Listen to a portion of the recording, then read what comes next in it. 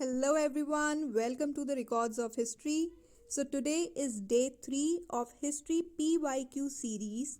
So today I'm gonna share short answer type question which is important for upcoming 12th board examination 2023-24. So there are 7 questions in short answer type questions in which in answers there are many points are mentioned in this video, but in short answer type question you just have to mention 2 to 3 points. But if you are facing any problem regarding any statement or the point, just comment below. I'll clarify that statement for you. So let's get into the video now. Question number 1. Who was James Prinsep? Mention his contributions to the ancient Indian history. James Prinsep कौन था और उनके क्या contributions रहे ancient Indian history में? A. James Prinsep, an officer in the Mint of the East India Company, deciphered Brahmi and Kharoshti script used in the earliest inscription and coins. तो James Prinsep जो थे वो कौन थे? एक officer थे in the mint of the East India Company, और उनने ब्राह्मी एंड खरोष्टी जो स्क्रिप्ट थी उनको क्या किया था? डिसाइफर किया था, जिससे जो कि किस में हमें मिलती है? इंस्क्रिप्शंस में और कॉइन्स में. What else he found? He found that most of these mentioned a king referred to as Piyadasi, meaning pleasant to behold for Ashoka. और हमें इन्हीं इंस्क्रिप्शंस और कॉइन्स से क्या पता चलता है कि किंग को क्या रेफर किया जाता था? As a Piyadasi. ठीक है, और ये जो टर्म है वो मेनली किसके लिए हिस्ट्री में यूज किया गया है? अशोका दी ग्रेट के लिए. और क्या क्या कॉन्ट्रीब्यूशंस रहे? He gave a new direction to investigations into early Indian political history. और इनने क्या किया? He gave a new direction to investigation into early Indian political history. इनने इन्वेस्टिगेशंस को क्या दिया? एक न्यू डायरेक्शन दिया. Next, European and Indian scholars started using inscription and text to reconstruct the lineages of major dynasties that had ruled the subcontinent. European और Indian scholars ने भी inscriptions और टेक्स्ट को यूज़ करना स्टार्ट किया, उनको पढ़ना स्टार्ट किया, जिससे कि जो लीनिएजेस थी हमारी बहुत सारी डायनेस्टी की, जो क्रोनोलॉजी थी, उसको रिकंस्ट्रक्ट कर पाए. Question number 2. Examine the uniqueness of the fortification of the Vijayanagar Empire. Vijayanagar empire का जो फोर्टिफिकेशन था उसकी यूनिकनेस को हमें क्या करना है? एग्जामिन करना है. Fort of Vijayanagara encircled not only the city but also it's agricultural hinterland and forest. तो जो विजयनगर का फोर्ट था वो सिर्फ सिटी को ही एनसर्कल नहीं करता था, पर साथ ही साथ वो एग्रीकल्चर जो लैंड था और फॉरेस्ट था उसको भी क्या करता था? प्रोटेक्ट करता था. Second point, the outer most wall linked the hills surrounding the city. और जो आउटर मोस्ट वॉल थी वो क्या थी? वो लिंक्ड थी हिल्स के साथ, जिससे कि वो पूरी सिटी को क्या कर रही थी? कवर कर रही थी एंड प्रोटेक्ट कर रही थी. And the masonry construction was slightly tapered. और इसकी वजह से क्या हो रहा था कि जो कंस्ट्रक्शन था, जो मैसनरी कंस्ट्रक्शन था, जो बिल्डिंग्स का कंस्ट्रक्शन था, वो थोड़ा सा क्या हो रहा था? टैपर्ड हो रहा था, डिमिनिश हो रहा था. नो मोर्टार और cementing agent was employed anywhere in the construction. उस टाइम पर मोर्टार और सीमेंटिंग जो एजेंट्स थे उस टाइम पर वो एम्प्लॉय नहीं किए जाते थे किसी भी कंस्ट्रक्शन प्रोसेस के अंदर. Stone block were wedge shaped with held them in place. उस टाइम पर क्या होता था? इंटरलॉकिंग मेथड से बिल्डिंग्स को क्रिएट किया जाता था. Point number 7, between the first, second and third walls there were cultivated fields, gardens and the houses. Usually, rulers adopted proper arrangements for large granaries within the fortified areas. जो rulers हुआ करते थे during the Vijayanagara empire, वो proper arrangements रखते थे for the large granaries within the fortified areas. Fort के अंदर ही वो क्या रखते थे, बहुत बड़े बड़े अन्नगार, जो जहाँ पर अनाज रखा जाता था, ग्रेन्स रखे जाते थे, वो वहाँ पर बनाई जाती थी. अब्दुल रज़ाक कौन था? अब्दुल रज़ाक उस टाइम का एक स्कॉलर था, एक फॉरेन ट्रैवलर था जो कि इंडिया विजिट किया था. उनने अपनी एक बुक में क्या मेंशन किया है? Abdul Razzaq mentioned 7 lines of fort. Okay, so rest lines you will read at your own, and if you are facing problem, just comment down below. Next question. Analyze the contribution of Colin Mackenzie towards the history of Vijayanagara. आपको Colin McKenzie का जो contribution रहा है उसको क्या करना है? Analyse करना है, which is towards the history of Vijayanagara. The ruins at Hampi were brought to the light in 1800 by an engineer and antiquarian named Colonel Colin Mackenzie. तो कॉलोनल कॉलिन मैकेंजी कौन थे? एक इंजीनियर थे और एक एंटीक्वेरियन थे, जिनने रियून्स एट हम्पी, जो हम्पी के रियून्स थे, जो अवशेष बचे थे हम्पी डिस्ट्रिक्ट के, उसको जो है उनने डिस्कवर किया in the year of 1800. Point number 2, he was appointed as the first surveyor general of India. इनको first surveyor general of India appoint किया गया. Point number 3, in order to understand India's past to make governance of the colony easier, he surveyed many historic sites.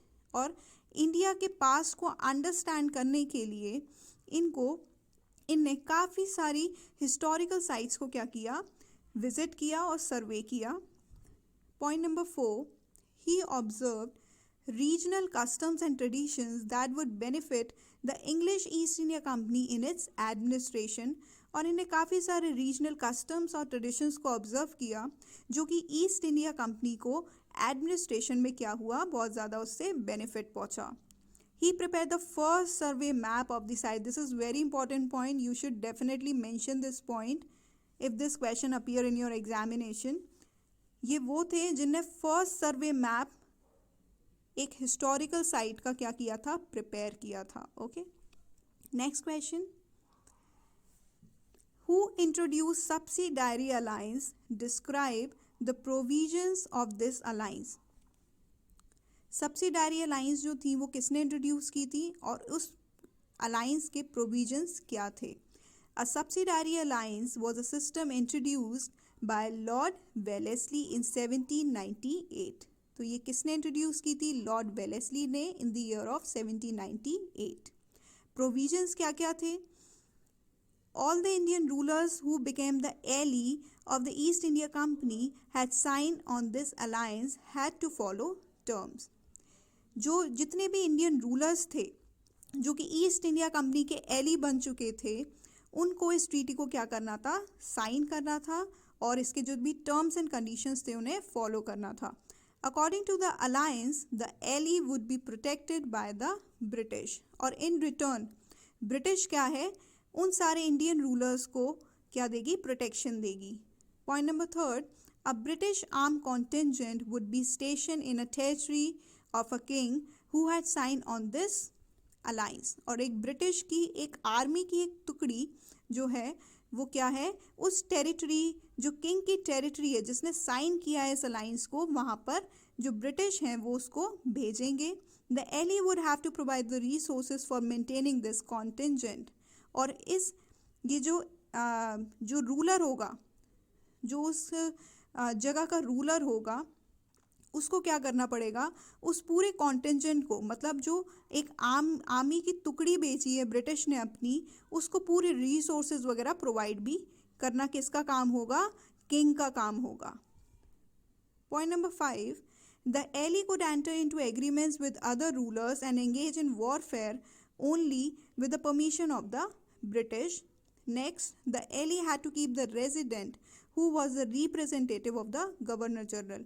और इसके साथ ये जो contingent British ने भेजा है अपना, उसके साथ एक वो अपना रेजिडेंट भी भेजेंगे जो कि क्या होगा, रिप्रेजेंटेटिव होगा गवर्नर जनरल का. So this is about the subsidiary alliance. This is again a very important question for the exam perspective. Next question, why were some members of the Constituent Assembly in favor of a strong general government? Explain. The need for strong government had been reinforced by the events of the partition. Strong government की need हमें कब से समझ में आने लग गई थी? By the events of partition. Many leaders like Jawaharlal Nehru, B.R. Ambedkar, Gopal Swami Iyengar, Balkrishna Sharma advocated for strong center. These all leaders were advocated for strong center. Ambedkar had declared that he wanted a strong and united center much stronger than the center we had created under the Government of India Act of 1935. But Ambedkar ji जो थे उनने क्या बोला कि मुझे एक strong और United centre चाहिए जो कि ज़्यादा स्ट्रॉन्गर हो, किससे, सेंटर से, जो कि हमने क्रिएट किया था in the government of India act 1935. Next point, Gopal Swami Iyengar reminded the member of riots and the violence that was ripping the nation apart, declared that the center should be made as strong as possible. लेकिन वहीं पर गोपाल स्वामी आयंगर ने याद दिलाया कि जितने भी members की वजह से राइट्स हुए और वायलेंस हुआ, उससे क्या हुआ, नेशन जो है अलग हुआ है. तो सेंटर जो है वो क्या होना चाहिए, स्ट्रॉन्ग होना चाहिए. जितना ज़्यादा सेंटर स्ट्रॉन्ग होगा उतना ही क्या होगा, हमारा कॉन्स्टिट्यूएंट असेंबली भी स्ट्रॉन्ग बनेगी. Next point, Balkrishna Sharma from United Province region at length that only a strong center could plan for the well-being of the country. ये जितने भी आपको लीडर्स दिख रहे हैं ये सब एक स्ट्रॉन्ग सेंटर की जो है डिमांड कर रहे थे, except the B.R. Ambedkar ji. Mobilising of the available resources only through strong centre.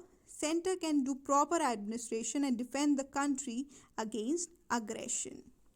Next question.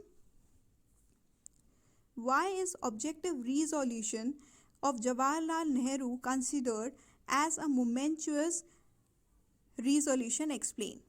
Jawaharlal Nehru introduced the objective resolution and it was a momentous resolution as Jawaharlal Nehru जी ने एक objective resolution निकाला था. अब आगे उसके बारे में पढ़ते हैं.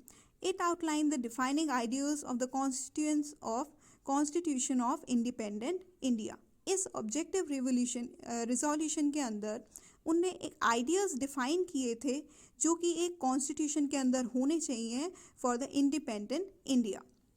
Next point, it provide the framework within which the work constitution making was to proceed. और इसी के अंदर उन्हें फ्रेमवर्क भी बनाया था, एक फ्रेमवर्क भी प्रोवाइड किया था कि कैसे जो है कॉन्स्टिट्यूशन की वर्किंग होनी चाहिए, कैसे उसे आगे प्रोसीड करना चाहिए.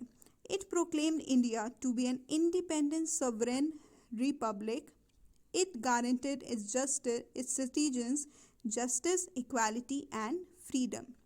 और इसी ऑब्जेक्टिव रिजोल्यूशन में उनने गारंटी दी थी सिटीजन्स के जस्टिस की, इक्वालिटी की एंड फ्रीडम की. इसी के अंदर safe guard of minorities, backward classes, tribal areas, depressed class, सबके लिए जो है एडिकेट सेफ गार्ड मेजर्स भी जो हैं इसी के अंदर मेंशन किए गए थे. Next question, examine the views of Chinese travellers on the people considered outside the varna system in ancient India. Chinese travellers के कुछ व्यूज हैं regarding the varna system in ancient India. Chinese Buddhist monk Fayan wrote that untouchables had to sound a clapper in the streets so that people could avoid seeing them. जो Chinese Buddhist traveller था फायान, तो वो एक statement देता है untouchables के लिए कि जब भी अनटचेबल्स स्ट्रीट्स में एंटर करते थे तो एक क्लैपर, मतलब एक क्लैप बजाई जाती थी जिससे कि लोग अलर्ट हो जाते थे कि अनटचेबल्स आ रहे हैं स्ट्रीट्स में, और लोग उनसे क्या होने लग जाते थे, दूर होने लग जाते थे. Another Chinese pilgrim, Huan Zhang, observed that executioners and the scavengers were forced to live outside the city. एक और चाइनीज पिलग्रिम से हमें पता चलता है जिनका नाम था हुआन सांग, जिनने ऑब्जर्व किया कि जितने भी एग्जीक्यूशनर्स थे और जो स्कैवेंजर्स थे, इनको आउटसाइड द सिटी से बाहर रहने के लिए फोर्स किया जाता था, and they had to live outside the villages. According to them, a few scriptures mentioned the rules for life. They had to use discarded utensils. इनको टूटे फूटे utensils यूज़ करने पड़ते थे. They had to wear the clothes of the dead. इन्हें मरे हुए लोगों के कपड़े पहनने पड़ते थे. They had to wear only ornaments made of iron. और ये सिर्फ आयरन के ही ornaments पहन सकते थे. They could not walk about in villages and cities at night. They had to dispose of the dead bodies of those who had no relatives. They had to serve as executioners. And so this is all about the Chinese travelers' views regarding the Varna system in ancient India. So the last question for today is, one of the most striking feature of Bhakti tradition was the presence of women. Explain the statement with the example from Alvar and Nayanar traditions. So इसमें क्या पूछा है कि कौन सा ऐसा striking feature था भक्ति ट्रेडिशन का with the reference in the presence of women, और इसमें अलवार और नयनार ट्रेडिशन से रिलेट करके आपको एग्जाम्पल्स देने हैं. तो number 1, Andal and Alvar women devotee. Andal, a woman alvar whose compositions were widely sung, continued to be sung to date. Andal जो थी वो अलवार विमेन डिवोटी थी, ठीक है, जिनके कॉम्पोजिशंस जो हैं वो आज की डेट तक भी गाए जाते हैं. Andal saw herself as the beloved of Vishnu. Her verses express her love for the deity. और ये अंडाल जो थी वो किसकी डिवोटी थी? विष्णु भगवान की. और उनका जो वर्सेस हैं, जो उनके सॉन्ग्स हैं, वो उनका they express her love for the deity. Her composition pose a challenge to the patriarchal norms. और उनके जो कॉम्पोजिशंस हैं उन्हें पैट्रियार्कल नॉर्म्स को भी क्या किया है? चैलेंज किया है. Point number B, Karikala Ammaiyar, जो क्या थी? नयानार वुमेन डिवोटी थी. And she was the devotee of Shiva, adopted the path of extreme asceticism in order to attain her goal. और उनके जो compositions थे वो किससे preserve थे? within the Nayanar tradition. She renounced her social obligations but did not join an alternative order or become nuns. Her very existence in the composition posed a challenge to patriarchal norm. और इनने भी patriarchal norms को क्या किया? challenge कर लिया. तो this is all about for today video. I hope कि ये वीडियो आपके जो 12th एग्जामिनेशंस हैं उसके लिए बहुत ज़्यादा फ्रूटफुल रहेगा. So keep practising. Thank you for watching.